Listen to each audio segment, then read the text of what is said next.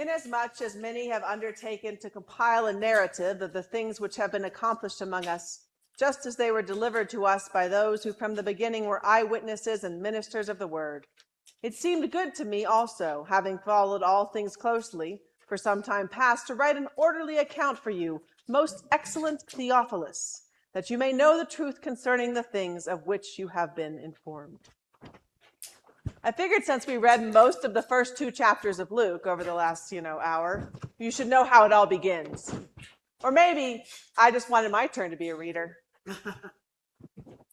You can see, though, can't you, why we usually stick with just the Holy Family and the angel. Usually there's a shepherd and some sheep and maybe a barnyard animal or two. I think they got lost somewhere in the transition of packing and unpacking over the last year.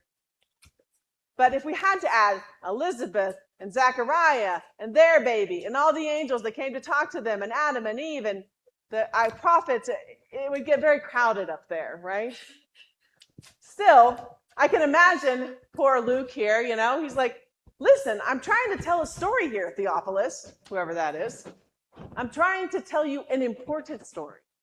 If you think about your own origin story, and I know you're not a comic book character, but imagine you were, right? Your own story of beginnings. Where would you start, right? Is it the story of your birth? Or is it even farther back into your parents' lives? Or is it something that happened long after you were born when you felt your life come alive in a different way? What are the details that make the story of who you are? Because this story that Luke was trying to tell about Christmas night is not just about one person, right? It's about the Messiah. It's about the one we've been waiting for to fix everything and set everything right since we pretty much messed it up from the beginning. Where do you even start to tell that story? John tells us that there is something, a word, a light that has been present since the beginning of time that connects each and all of us, not only to each other, but to something that is beyond us.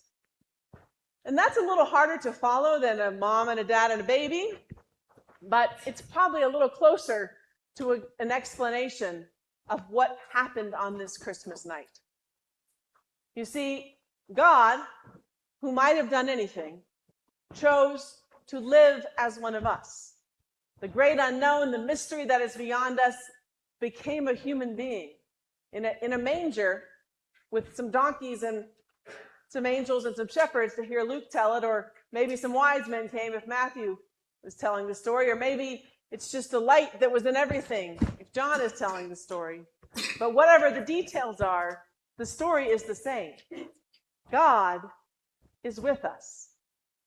You see, God has been trying to tell us the story of who we are since pretty much the beginning of time. God has been saying, you are precious.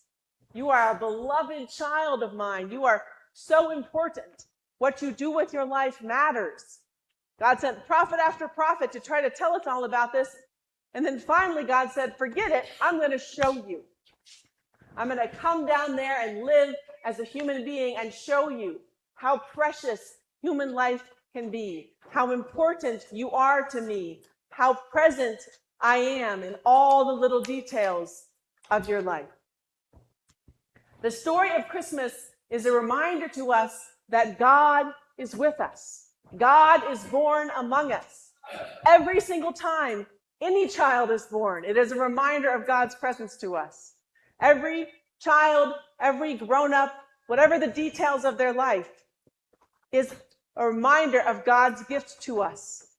Dancing in the kitchen, or praying beside the bedside of a loved one, or reading in a corner alone, or laughing with their friends.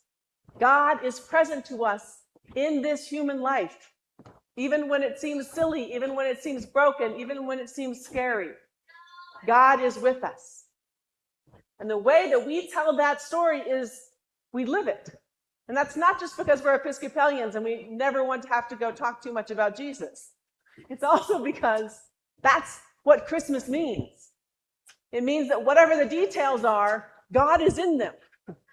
And if we can live like we believe that God is with us, then that could change everything. If God is with us, then we have to do whatever it is that helps us connect to God. Take the time to pray, to be in nature, to be with the people you love, sing, whatever connects you to God. And treat the people around you as if they were beloved children of God. Even the annoying ones are beloved children of God. To work to make sure there aren't people who are hungry or struggling or scared. To love them as God would love them. And to work so that we can have a world where there is justice and peace and the dream that God has for all of us is real. If God is with us, then that is how we live. The story of Christmas is that God's with us, no matter what our story is, no matter where we are on our journey. God is present to us. Wherever our details are, our story starts with God. Amen.